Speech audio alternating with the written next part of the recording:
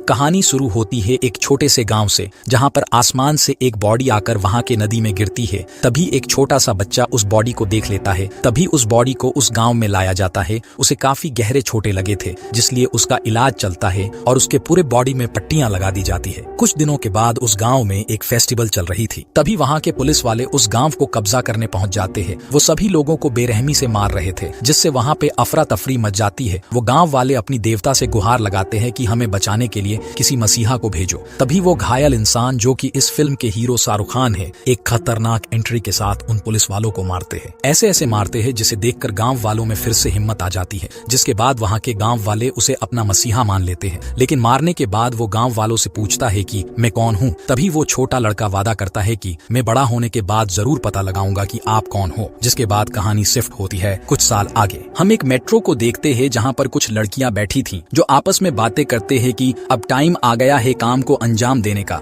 तभी एक टनल में जाने के बाद वो ट्रेन अचानक रुक जाती है। तभी वो लड़कियां गन निकालकर उस ट्रेन को हाईजैक कर लेते हैं। तभी वहाँ पे मौजूद एक पुलिस वाला उनसे लोगों को बचाने की कोशिश करता है। तभी उनकी चीफ की एंट्री होती है, यानी शाहरुख खान की। वो उस पुलिस वाले को मार के एक जगह पे बांध देता है। फिर कंट्रोल रूम में फोन लगाकर ये कहता है कि ये पूरी ट्रेन मैंने हाईजैक कर ली है। अगर तुम लोगों को इस ट्रेन में मौजूद 300 पैसेंजर्स की परवाह है तो मेरी सारी बात माननी होगी। तभी बातचीत करने के लिए नर्मदा नाम की एक ऑफिसर को बुलाया जाता है। जब नर्मदा चीफ से बात करती है तो वो कहता है कि मुझे एग्रीकल्चर मिनिस्टर के साथ बात करनी है। वो एक गाना बजाता है और कहता है कि अगर ये गाना खत्म होने से पहले मिनिस्टर से मेरी बात नहीं हुई तो हर मिनट में एक पैसेंजर मारा जाएगा। और गाना खत्म होने से पहले वो मिनिस्टर आ जाता है। चीफ उसे कहता है कि आपके एग्रीकल्चर मिनिस्टर होने के 5 सालों में टोटल 10,281 किसानों ने आत्महत्या की है। आखिर ऐसा क्यों हुआ? फिर वो कहता है कि अगर इन सब का जान बचाना है तो मैं एक अकाउंट नंबर भेज रहा हूँ, उसमें ज्यादा नहीं, बस 40,000 करोड़ रुपए भेज दो। वो मिनिस्टर कहता है कि इतना सारा पैसा तो हमारे पास नहीं है। तभी चीफ कहता है अगर तुम्हारे पास नहीं है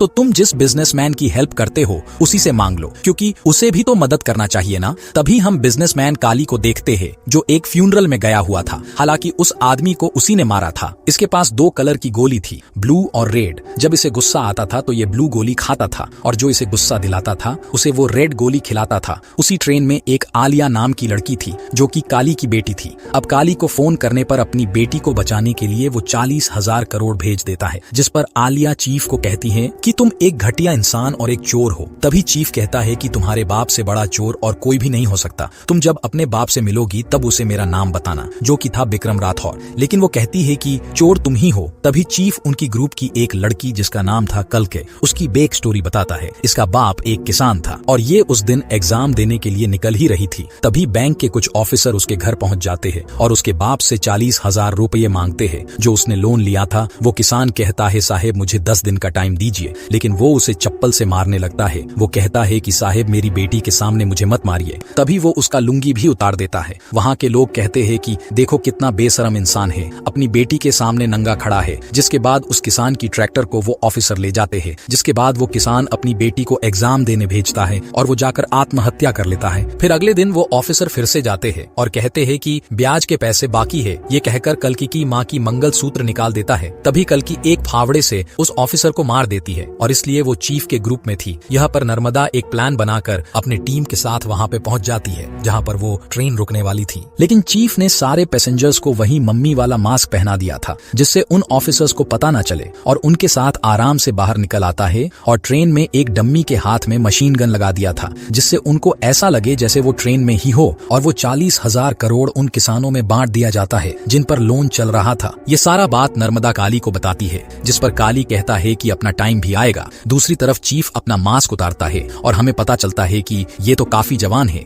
दूसरी तरफ आलिया अपने बाप से कहती है कि उस हाईजैकर ने आपके लिए एक मैसेज भेजा है और वो है विक्रम राठौर। ये सुनकर काली थोड़ा टेंशन में आ जाता है। तभी हम चीफ को देखते हैं, जो कि एक महिलाओं के थाने का इंस्पेक्टर होता है। इनके थाने को एक इनाम मिल रहा था, क्योंकि यहाँ के कैदी हैंडीकेप बच्चों के लिए नकली हाथ पर बना के लोगों की सेवा करती थी। फिर हम चीफ की एक मुबोली माँ को देखते हैं, जो चीफ को आजाद के नाम से बुलाती थी। वो आजाद की शादी करवाने के लिए एक लड़की की घर में जाते हैं, लेकिन वहाँ पे एक छोटी सी लड़की थी जो कहती है कि मेरे माम से पहले तुम्हें मुझसे बात करनी होगी। अगर मेरा हाँ है तो ही तुम मेरे माम के साथ शादी कर सकते हो। यहाँ पर उसकी माँ और कोई नहीं बल्कि नर्मदा थी, जिसे देखकर आजाद काफी चौंक जाता है। बातों बातों में वो छोटी छोटी सी बच्ची को आजाद काफी पसंद आता है। जिसके बाद चीफ का अगला टारगेट था हेल्थ मिनिस्टर, जो कि जनता को बता रहा था कि मैंने बड़ी बड़ी सरकारी अस्पताल बनाई है जहां पर सारे फैसिलिटी उपलब्ध है और किसी को भी प्राइवेट अस्पताल जाने की कोई जरूरत नहीं है। लेकिन सच्चाई बिल्कुल उल्टा थी। वो कहता है कि कोई मुझे गोली भी मार दे, मैं प्राइवेट हॉस्पिटल नहीं बल्कि मेरा बनाया हुआ सरकारी हॉस्पिटल में जाऊंगा। तभी दूर से चीफ का एक मेंबर स्नाइपर से उसके कंधे में शूट कर देती है। तभी तुरंत एक एम्बुलेंस आके हेल्थ मिनिस्टर को ले जाने लगती है। ये एम्बुलेंस भी चीफ का ही थी।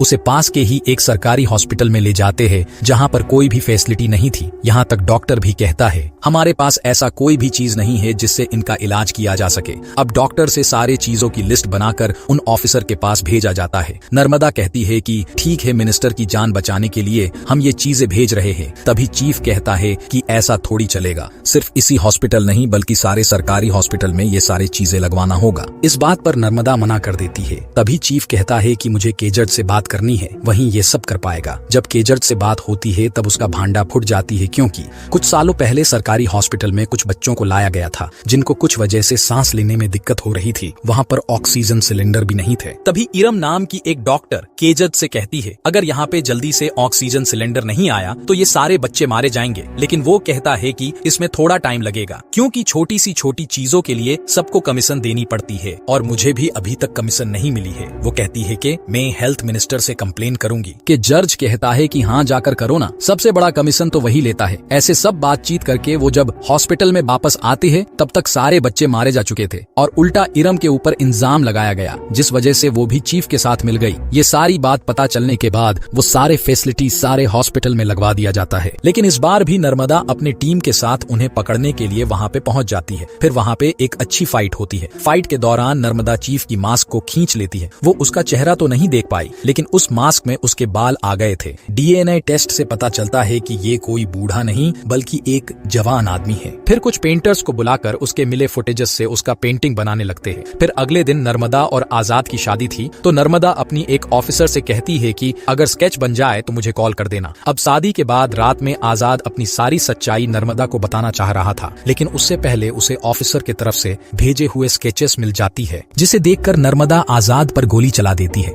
लेकिन तभी काली के गुंडे वहाँ पे आकर उनको उठा लेते हैं। उन दोनों की ही बराबर कुटाई होती है, क्योंकि उनको लग रहा था कि नर्मदा उसकी पहले से ही हेल्प कर रही है और उसे पकड़ने की सिर्फ ढोंग कर रही है। उन्हें वहाँ पे मारने ही वाले होते हैं कि तभी एंट्री होती है रियल विक्रम राठौर की, जो कि आजाद का बाप था। वो उन्हें बचाकर वहाँ से ले जाता है। नर्मदा जाकर अपनी टीम को कह देती है कि ये सारे कांड विक्रम राठौर और उसके बेटे ने की है और उनके साथ जो लड़कियां मिली हुई है मैंने उनका चेहरा देख लिया है, वो सभी जेल में है और विक्रम राठौर का पता लगाने के लिए मुझे उन लड़कियों से बात करनी होगी। वो जेल में जाकर उन लड़कियों से झूठ कहती है कि आजाद एक अच्छा इंसान नहीं है, वो मेरा इस्तेमाल करके मुझे फंसा दिया, ऐसे ही वो तुम्हें भी मरवा देगा। तभी लक्ष्मी नाम की लड़की कहती है कि तुम्हें कुछ पता नहीं है। फिर वो उसे बैक स्टोरी सुनाती है। विक्रम राठौर असल में एक कमांडर थे, उनके पत्नी दीपिका थी। उन्हें पता चलता है कि उनके लोगों को कुछ आतंकवादी बंदी बनाकर रखे हैं, तो उन्हें ऑर्डर मिलता है कि उन्हें किसी भी तरह बचाना है। वो अपने साथियों के साथ गन वगैरह लेके वहाँ पे पहुँच जाते हैं, लेकिन सही टाइम पर उनमें से किसी का भी गन चलता ही नहीं है, जिस वजह से वो सभी लोग घायल होने लगते हैं। उन्हें बचाने के लिए एक ऑफिसर अपना जान देकर एक बम को आतंकवादियों के ऊपर फेंक देता है, जिस वजह से बाकी सब बच जाते हैं। मिशन कंप्लीट होने के बाद उन्हें मेडल दिया जाता है। तभी विक्रम राठौर कहते हैं कि हमें ये मेडल नहीं चाहिए, क्योंकि आपके ये सस्ते गन की वजह से हमारे काफी जवान मारे जाते हैं। तभी पता चलता है कि ये गन्स का सप्लाई काली ने की थी। वो विक्रम से कहता है कि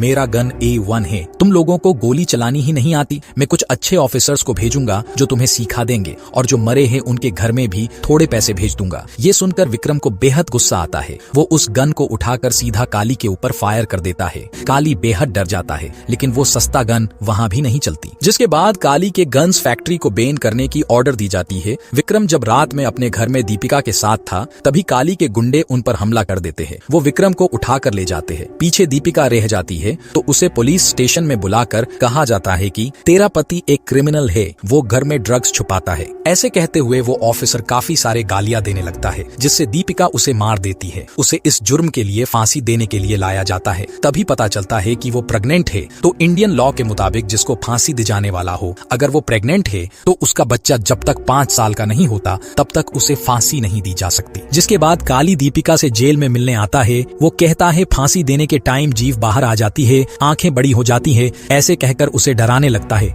लेकिन वो पूछती है कि विक्रम कहाँ है। काली कहता है कि तुम चिंता मत करो, मैंने उसे गोली मार के प्लेन से फेंक दिया है। जिसके बाद दीपिका का एक बेटा जन्म लेता है, वो भी जेल में ही रहता है। वो जब 5 साल का हो जाता है तब उसकी माँ उसे सारी बात बता देती है, जिसके बाद दीपिका को फांसी दिया जाता है। ये सारी बात सुनकर नर्मदा आजाद की मदद करना चाह रही थी, लेकिन तभी उसका साथी कहता है कि मैं तुम्हारे लिए नहीं बल्कि काली के लिए काम करता हूँ, अब तुम्हें कोई भी बचा नहीं सकता। फिर वहाँ पे एक जोरदार फाइट होती है और टाइम रहते आजाद वहाँ पे पहुंच जाता है। वो नर्मदा को तो बचा लेता है, लेकिन लक्ष्मी मारी जाती है। जिसके बाद वो सब प्लान बना के काली के पास जो पैसे आने वाले थे उन सबको ये लोग चुराने जाते हैं। वहाँ पे भी अच्छी खासी फाइट होती है। ये लोग उस पैसे को तो चुरा लेते हैं, लेकिन विक्रम काली के हाथ लग जाता है। अब वहाँ पे उसकी काफी धुलाई होती है। तभी दूसरी तरफ आजाद न्यूज में लाइव आता है। वो कहता है कि हमारे कब्जे में एक महिलाओं की पुलिस थाना है और इनकी जान बचाना है तो मेरी बात माननी होगी। उससे बात करने के लिए संजय दत्त को बुलाया जाता है। अब ये बड़ा हरामी टाइप का इंसान था, तो वो कोई भी बात न सुनकर उनके ऊपर हमला करवा देता है। लेकिन उस थाने के अंदर पूरे 6000 लड़कियां उनके ऊपर गोलियों की बारिश कर देते हैं,